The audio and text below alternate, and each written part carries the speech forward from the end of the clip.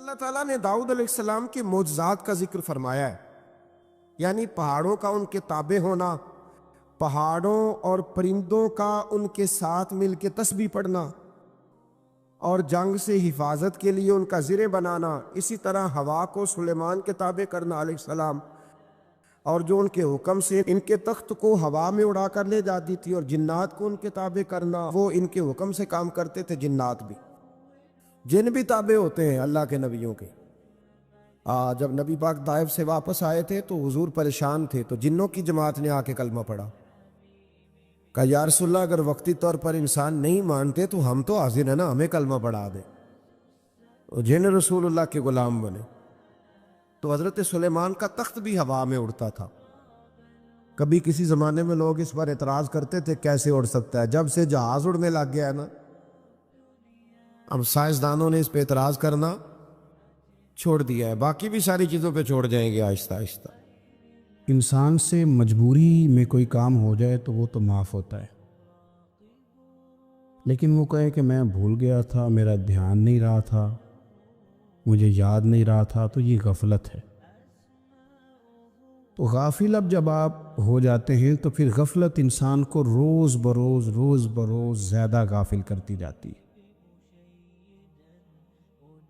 مال کماتے کماتے مقصد مال نہیں بنانا، دولت حاصل کرتے کرتے محبت دولت کی نہیں دل میں پیدا کرنی، بال بچے، گھر بار، مکان، اس کے پیچھے بھاگتے بھاگتے ایسا نہ ہو کہ پلٹ کر دیکھیں تو ہمارا بہت سا روحانی، فکری اور ذہنی نقصان ہو چکا ہو۔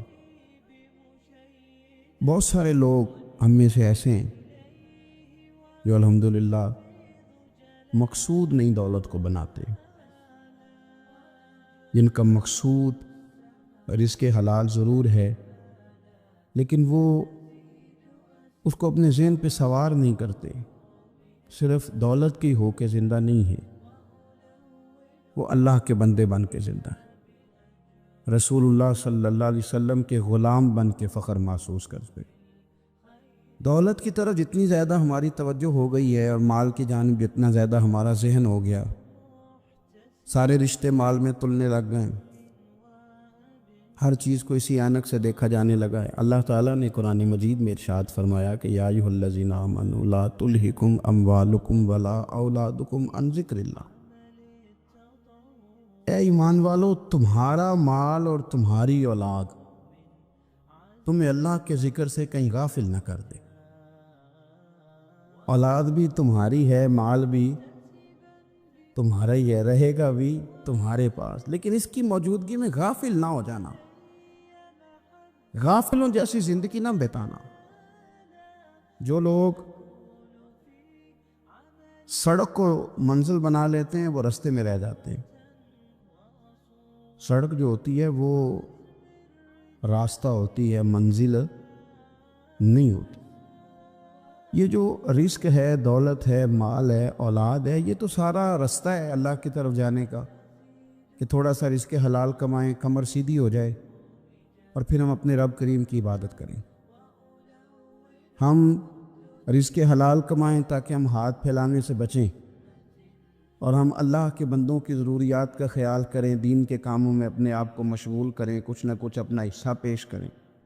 یہ مقصود تھا، یہ منزل نہیں، یہ تو صرف ایک رستہ تھا۔ ہم نے اب کیا کیا ہے کہ یہی چیز ہماری منزل بن کے رہ گئی ہے۔ رات پیسے گننا، سویرے اٹھ کے پھر گننا شروع کر دینا، پیسوں میں رشتوں کو تولنا، پیسے کے ساتھ ہی اپنے آپ کو ہر وقت لگائے رکھنا، الجھ کے رہ گئے ہیں لوگ، الجھ کے، اور پھر کوئی بندہ جیت نہیں رہا۔ ہمارے دادا بھی یہی کہتے تھے کہ کچھ پیسے کمانے ہیں تاکہ بچے پال لوں، یہ کہتے کہتے چلے گئے۔ ہمارے ابا بھی یہی کہتے تھے، پھر اس کے بعد ہم نے بھی یہی بولنی شروع کر دی ہے، تو جیتا تو کوئی بھی نہیں، جیتا تو کوئی بھی نہیں۔ مال کو ضرور حاصل کرے۔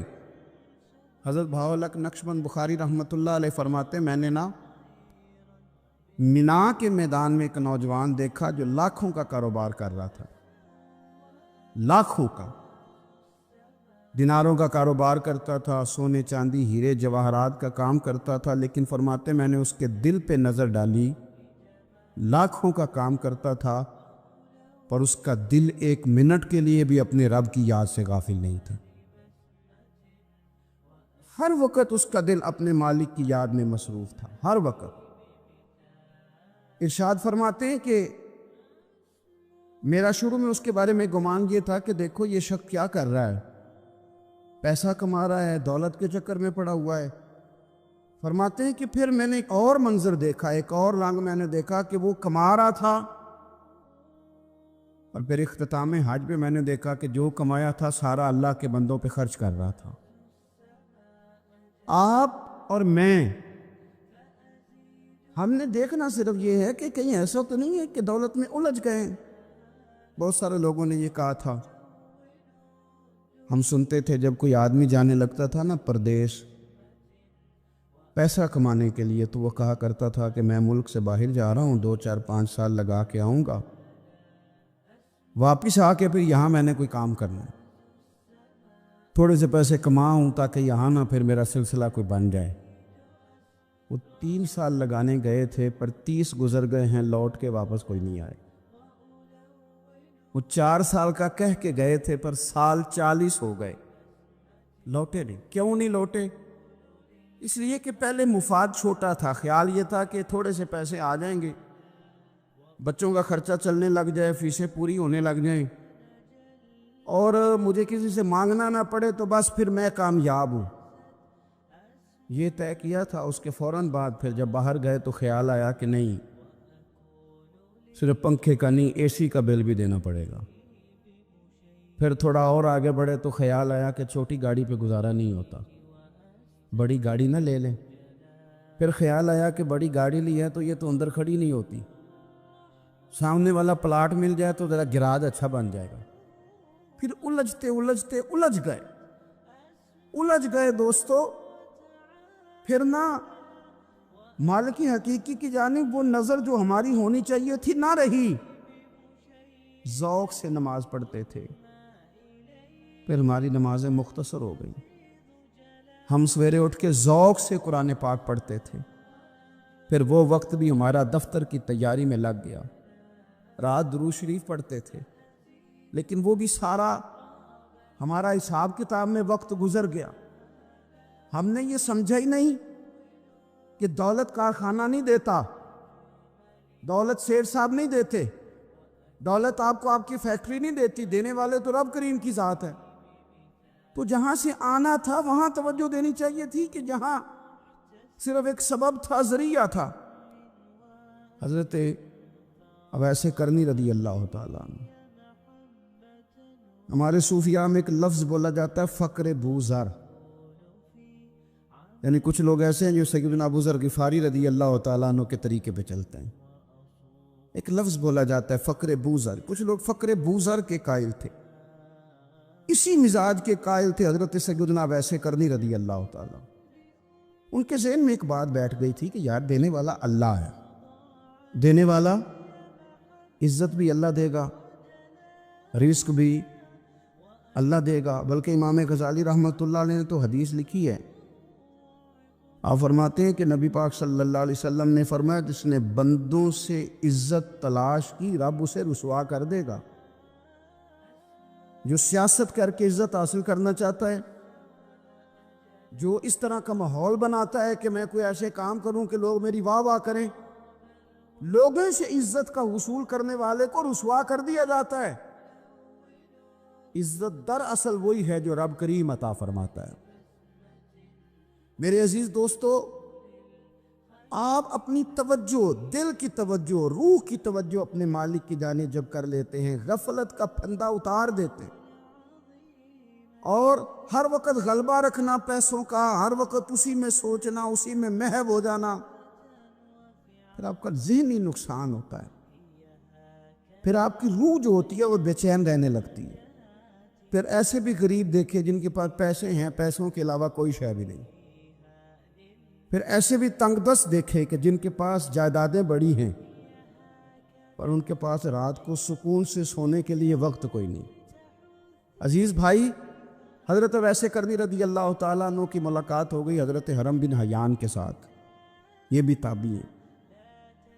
تو حضرت حرم بن حیان رحمۃ اللہ علیہ کہتے ہیں یہ نا ہم تو خیر بڑی ساری باتیں سنتے ہیں تو نصیحت نہیں نہ حاصل کرتے، ویسے بھی یہ دور تقریریں کرنے تقریریں سننے کا ہے۔ جو عمل کرنے والے لوگ تھے ان کا کیا طریقہ تھا کہ وہ ایک دو جملے کافی تھا، علم و بس کری ہو یار وہ ایک کوئی حرف تے نہیں درکار، جملہ ایک بھی تیرے لیے کافی ہے، لیکن شرط یہ ہے کہ تو عمل کا ارادہ رکھتا ہو، تیرا خیال ہو کہ عمل کرنا ہے۔ وہ لوگ نا مختصر سی باتیں کرتے، مختصر سی نصیحتیں کرتے، لیکن وہ اخذ جلدی کرتے، اس میں سے اپنے لیے خیر جلدی تلاش کرتے۔ حضرت حرم بن حیان کی ملاقات ہوئی حضرت اویس کرنی رضی اللہ تعالیٰ عنہ کے ساتھ، تو حضرت حرم بن حیان کہتے ہیں میں نے عرض کی حضور میں کسی ملک میں جا کے رہنا چاہتا ہوں، کہیں سکونت اختیار کرنا چاہتا ہوں، یہاں سے ہجرت کرنا چاہتا ہوں، تو مجھے کوئی آپ مشورہ دے میں کہاں جاؤں؟ تو فرماتے ہیں کہ میں نے جب یہ سوال کیا تو حضرت ویسے کرنی نے مجھے اشارہ دیا، فرمانے لگے ملک شام چلا جا۔ کہتے میں نے اگلا سوال کیا حضور وہاں جا کے کاروبار کیا کروں گا، رہوں گا کیسے، کھاؤں گا کہاں سے؟ تو فرماتے ہیں حضرت ویسے کرنی نے رومال اٹھایا، کندھے پہ رکھا اور چلنے لگے۔ میں نے کہا حضور آپ نے سوال کا جواب ہی نہیں دیا۔ تو فرمانے لگے جس دل کو ابھی تک یہی یقین نہیں آیا کہ روزی کون دیتا ہے اسے میں نصیحت کیا کروں؟ میں تجھے نصیحت کروں جسے آج تک یہی نہیں پتا کہ روزی کون دیتا ہے؟ تو ابھی تک اپنے دل کو پکا ہی نہیں کر پایا کہ روزی رب دیتا ہے؟ او خدا کے بندے کیا نصیحت کروں تجھے؟ تو ابھی تک یہاں اڑا ہوا ہے۔ تیرا جو توکل ہے وہ مضبوط ہونا چاہیے، تیرا بھروسہ اپنے رب کی ذات۔ تو غافل ہو گیا اللہ سے، تو نے اسباب پر بھروسہ سارا کرنا شروع کر دیا۔ اسباب اختیار کیے جاتے ہیں، بھروسہ رب کریم پہ کیا جاتا ہے۔ ہماری جو غفلت ہے نا وہ بھلا کیوں ہوئی ہے؟ وہ اس لیے ہوئی ہے کہ پیسے کسی کو بھی برے نہیں لگتے، پتہ نہیں ان میں کیا کشش ہے۔ یہ نہ آپ کسی جگہ بھی ان کا نام لے لیتے ہیں یا کسی جگہ بھی آ جاتے ہیں تو یہ برے لگتے ہی نہیں۔ یہ جناب بڑی بڑی فقیری کا دعویٰ کرنے والے اور لوگوں کو طریقت اور تصوف کا درس دینے والے ان کو بھی اچھے لگتے ہیں۔ یہ تو جناب جو لوگوں کو کہہ رہے ہیں فقیر ہو جاؤ فقیر ہو جاؤ، وہ خود امیر ہوتے جا رہے ہیں۔ یہ پتہ نہیں ان میں کیا ہے ایسا خاص۔ ہمارے ایک استاد تھے تو مزاج میں بڑی ظرافت تھی، حالانکہ بڑے اللہ والے بندے تھے، تو بات بڑی وہ دل لگی کی کیا کرتے تھے۔ تو ایک دن ہم نے پوچھا استاد جی خوشبو کون سی اچھی لگتی ہے؟ کہنے لگے بیٹا جو پیسوں میں سے آتی ہے وہ مجھے بڑی اچھی لگتی ہے، اس لیے کہ ملتے کم ہیں۔ ہمارا نا جب اس طرح کا ذوق بن جاتا ہے نا، آپ مزاج بنا لیتے ہیں پیسوں کا۔ لوگ سمجھتے ہیں کہ غریبی کا ڈر شاید زیادہ ڈر ہے، لیکن کبھی آپ دروازہ رسول پہ جائیں نا تو حضور نے تو کوئی اور ڈر بیان کیا ہے۔ حضرت ابو عبیدہ بن جراح رضی اللہ تعالیٰ عنہ بحرین سے نا مال لے کے آئے بہت سارا، حضور نے بھیجا، جزیہ لینے گئے یا مال غنیمت کا کچھ مال تھا، آپ لے کے مسجد میں آئے تو لوگوں کو پتہ چل گیا کہ آج مال آیا ہے۔ اب سب کو حصہ ملتا تھا اس میں سے، بدریوں کو زیادہ ملتا تھا، باقی لوگوں کو بھی ملتا تھا۔ تو فجر کی نماز کے بعد لوگ گھروں کو جایا کرتے تھے، لیکن آج پتہ چلا نا مال آیا ہے۔ تو یہ سیاستہ میں حدیث موجود ہے، سب لوگ مسجد میں بیٹھے رہے۔ حضور علیہ السلام نے فرمایا تمہیں پتہ چل گیا مال آیا ہے؟ عرض کی حضور ہاں۔ فرمایا تمہیں بانٹنے لگے ہیں، دینے لگے ہیں۔ ہم نا غریبی سے ڈرتے ہیں، ہم اپنے بچوں کے لیے دعا کرتے ہیں ان پہ غربت نہ آئے، ہم اپنے بہن بھائیوں کے لیے دعا کرتے ہیں ان پہ غربت نہ آئے، کرنی چاہیے، لیکن ذرا اس حدیث کے مفہوم کو بھی دیکھیے گا۔ نبی پاک صلی اللہ تعالیٰ علیہ وآلہ وسلم نے فرمایا تمہیں دینے لگے ہیں، مال آ گیا ہے، لیکن میرے قریب نے اپنی امت کے لیے جس چیز کا ڈر محسوس کیا وہ کیا ہے؟ حضور کے دل میں کس چیز کا خدشہ تھا وہ کیا ہے بیان کیا؟ حضور فرمانے لگے لوگو مجھے تم پر غربت کا ڈر نہیں، یہ ڈر نہیں کہ تم غریب ہو جاؤ گے، بلکہ مجھے تو ڈر ہے کہ تم پر دولت پھیلا دی جائے گی، تم زیادہ مالدار ہو جاؤ گے۔ خوف غریبی کا نہیں، خوف تمہارے مال کا ہے۔ اور حضور فرماتے ہیں کہ پھر تم انہی باتوں میں مبتلا ہو جائے گا جن میں پرانی امتیں مبتلا ہوئی تھی، اور جب وہ اللہ کی نافرمانی میں مبتلا ہوئی تھی تو پھر وہ ہلاک کر دی گئی تھی۔ مجھے ڈر ہے، مجھے ڈر ہے۔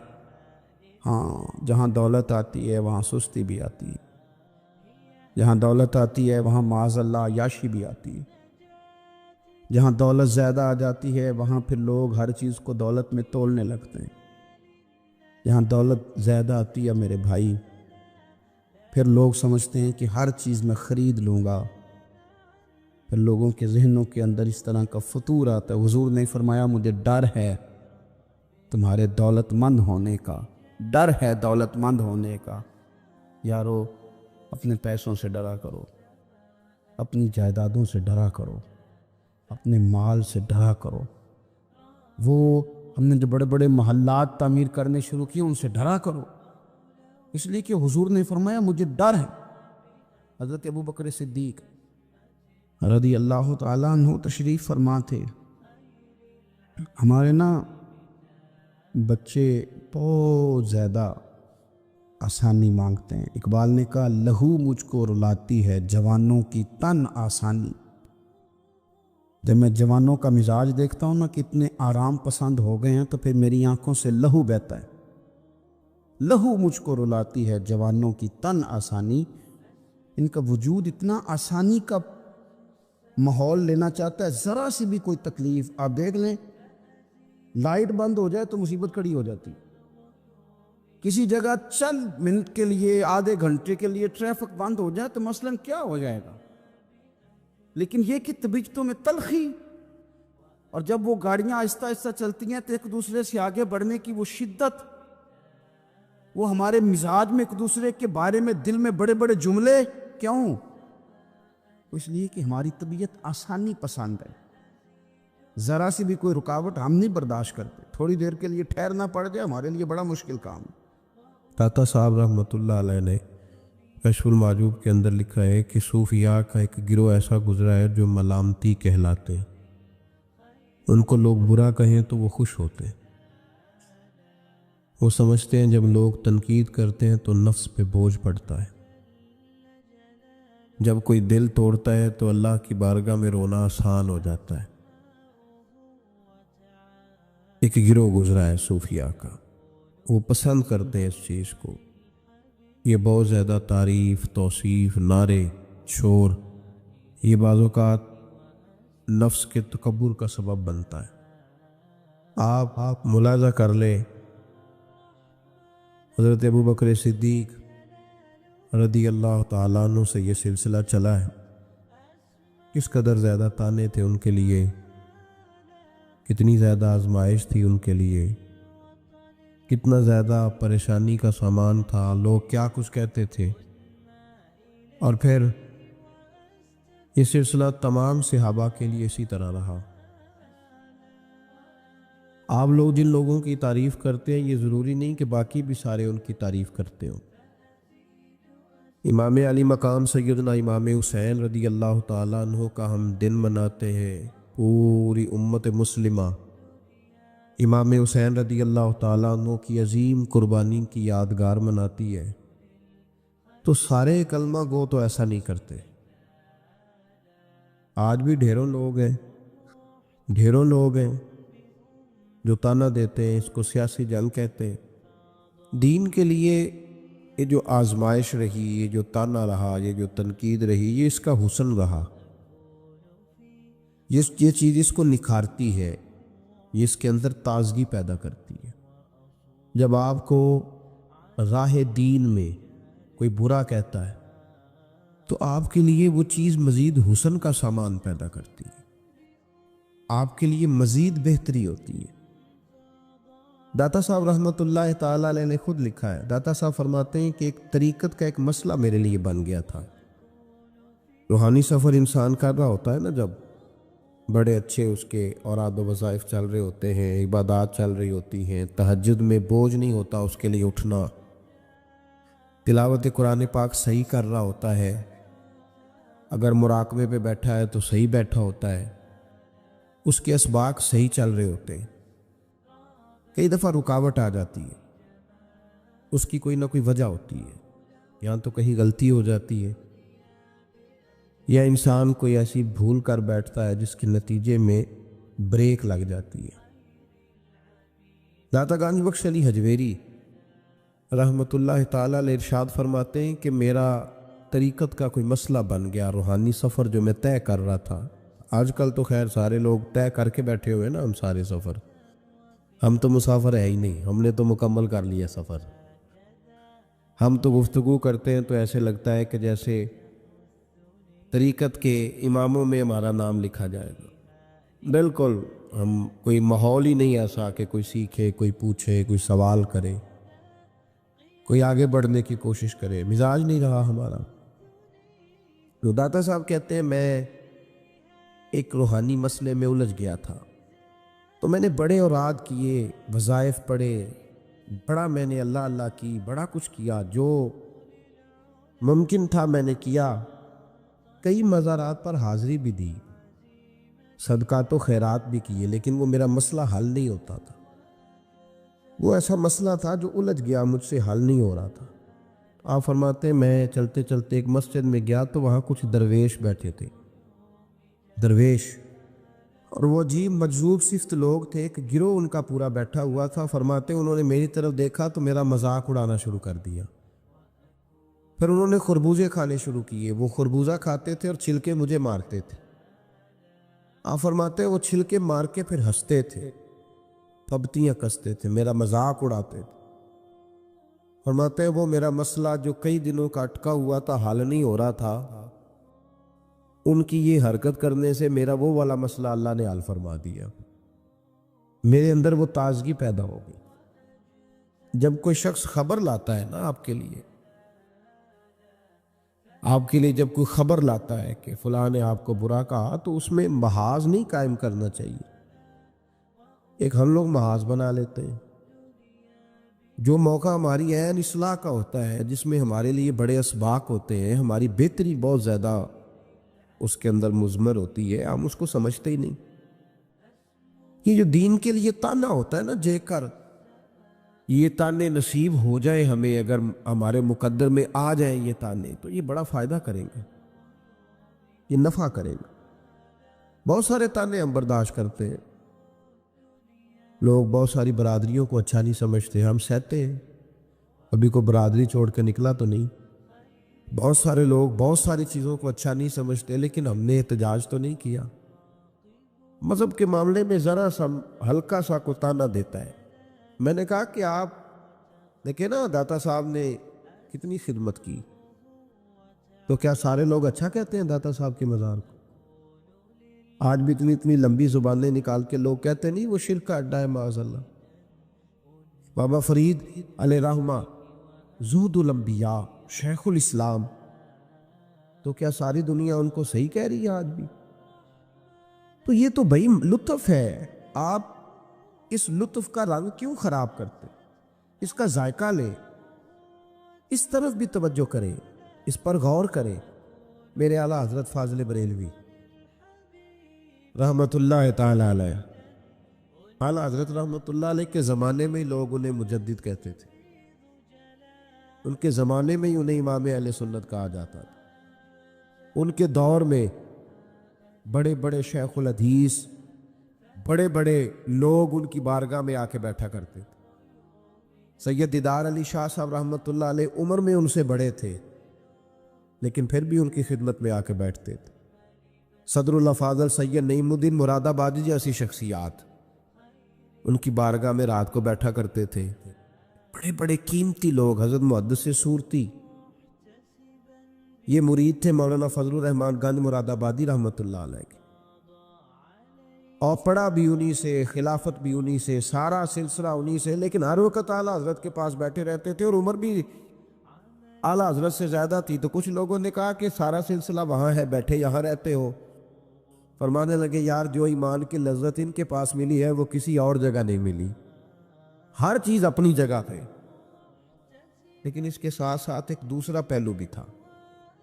جس طرح آج لوگوں نے شور ڈالا ہے نا، اتنی تنقید شاید کسی شخص پہ ہوتی ہو جتنی فاضل بریلوی پہ معاذ اللہ کی جاتی ہے۔ لوگ بدعتی کہہ کے، قبر پرست کہہ کے، بڑا کچھ کہہ کے تانے نہیں دیتے، انہیں الزامات نہیں لگتے. تو یہ آج نہیں شروع ہوئے، اس زمانے میں بھی یہ سلسلہ جاری تھا. حضرت مولانا ظفر الدین صاحب بہاری رحمۃ اللہ تعالی علیہ بہت بڑے عالم تھے، بخاری کی شرح فرمائی، اور اعلیٰ حضرت کے خلفاء میں سے تھے، بڑے قابل آدمی تھے، بہت بڑے عالم تھے. تو پیار بھی بڑا تھا، جس سے محبت ہوتی ہے اس کی غیرت بھی انسان کے دل میں ہونی چاہیے. تو خطوط پڑھنے کی اور جواب دینے کی ڈیوٹی بھی حضرت مولانا ظفر الدین بہاری رحمۃ اللہ علیہ کی تھی. تشریف فرما تھے، بیٹھے ہوئے تھے، تو خط آتے تھے. اب ہمارے ہاں ٹیلی فون آتے ہیں، کام آسان ہو گیا ہے. پرانے زمانے میں خطوط آیا کرتے تھے، اور خطوط کے جواب لکھنا ایک بہت بڑا کام ہوتا تھا. باقاعدہ مشائخ کے پاس کچھ لوگ ایسے موجود ہوتے تھے جو صرف خطوط کے جواب دیتے تھے، اور اگر کوئی فتوے کا معاملہ ہوتا تھا تو وہ فاضل بریلوی علیہ رحمہ خود لکھا کرتے تھے. تو خط کچھ آئے، مولانا ظفر الدین بہاری رحمۃ اللہ علیہ پڑھنے لگے، سنانے لگے، جواب اعلیٰ حضرت فرمانے لگے، وہ لکھنے لگے. تو ان خطوط کے اندر 2-3 خطوط ایسے بھی آئے جس میں لوگوں نے اعلیٰ حضرت کو گالیاں لکھی ہوئی تھی، معاذ بڑے سخت جملے کہے تھے، اور ایسی باتیں کہی تھیں کہ جو وہ پڑھتے گئے تو انہیں جلال آتا گیا. بڑے مریدین اعلیٰ حضرت کے حاجی لال خان جیسے بڑے رئیس اعظم لوگ تشریف فرما تھے.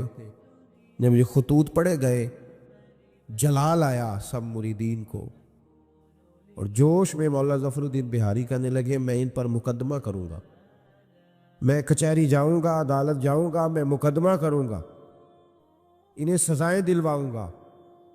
اعلیٰ حضرت رحمۃ اللہ علیہ مسکرا کے ان کا چہرہ دیکھنے لگے، فرمانے لگے اس طرح کر، ان کو بند کر، اور یہ میرے سے چابی لے، فلاں الماری کھول، اس کے فلاں دراز میں کچھ خط پڑے ہیں وہ بھی نکال کے لا.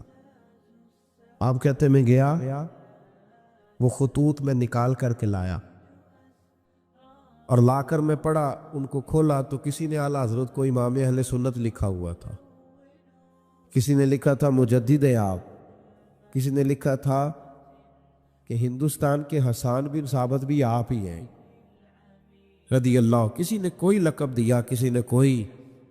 اعلیٰ حضرت فرمانے لگے ظفر الدین اس طرح کر یار، انہوں نے میری تعریفیں کی ہیں، پہلے انہیں جائیدادیں بانٹنا، تو پھر تنقید کرنے والے پہ مقدمہ بھی کر لینا.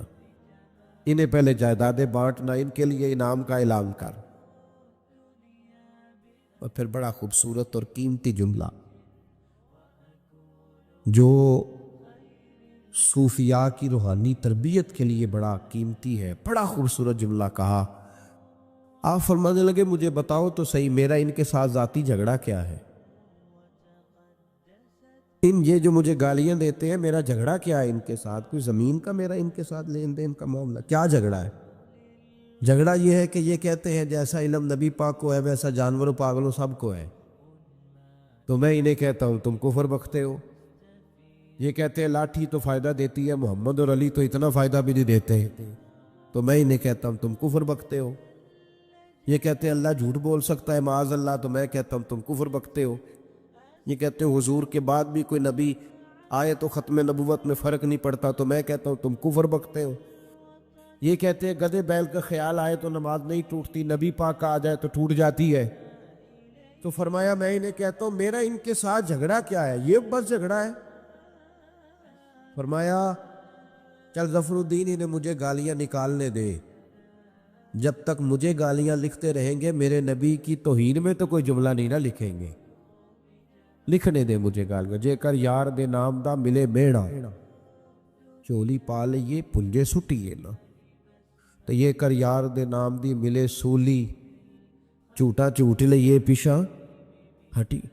ہمارے بزرگوں نے ہمیں سکھایا ہے ملامت نفع کی چیز ہے.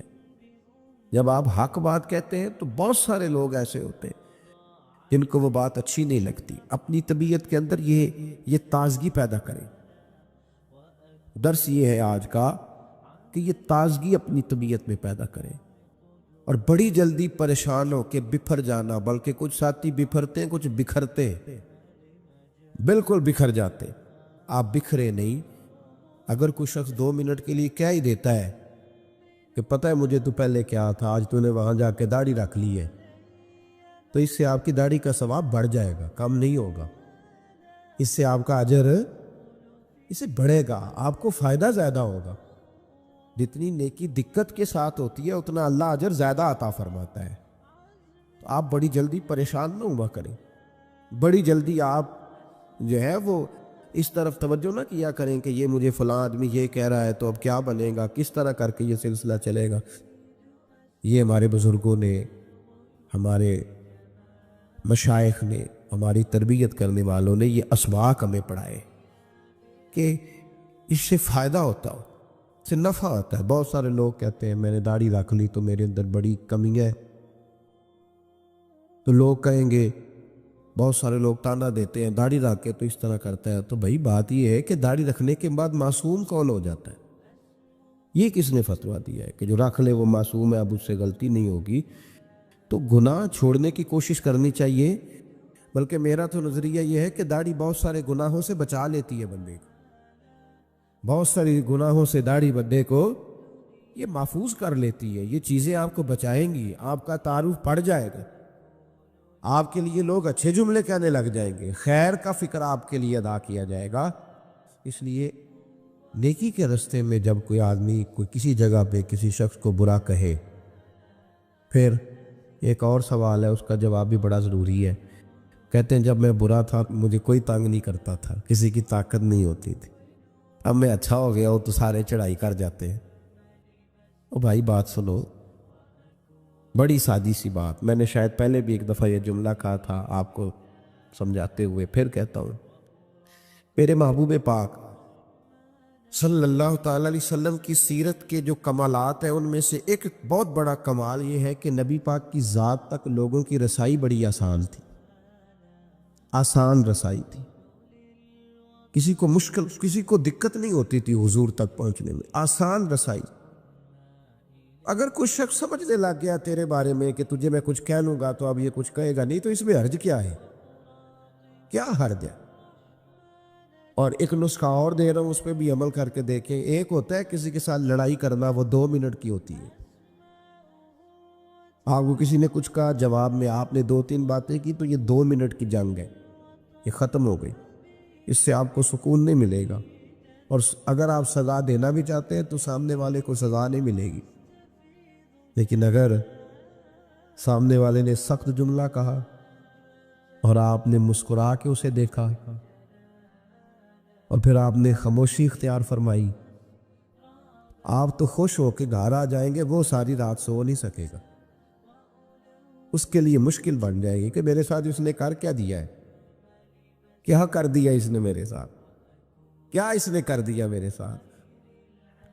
تو ملامت فائدہ مند چیز ہے، اس کو حاصل کریں، یہ ہمارے بزرگوں کا طریقہ ہے۔